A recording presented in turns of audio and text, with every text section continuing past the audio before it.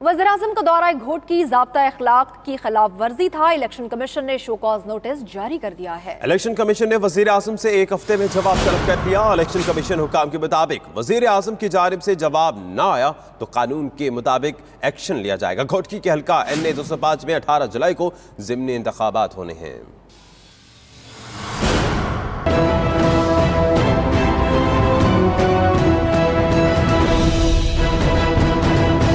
ज़मनी इंतखाब से पहले घोटकी का दौरा क्यों किया? वज़ीर आज़म इमरान खान को मेहर बिरादरान से ताज़ियत के लिए घोटकी जाना महंगा पड़ गया। इलेक्शन कमीशन ने इमरान खान को शोकॉज नोटिस जारी करते हुए 1 हफ्ते में जवाब मांग लिया। पीपल्स पार्टी के रुकन सिंध असेंबली अब्दुल बारी पिताफी ने वज़ीर आज़म के दौरे की शिकायत की थी। जवाब दाखिल न करवाने की सूरत में इलेक्शन कमीशन ने कानूनी कार्रवाई का इशारा भी दे दिया।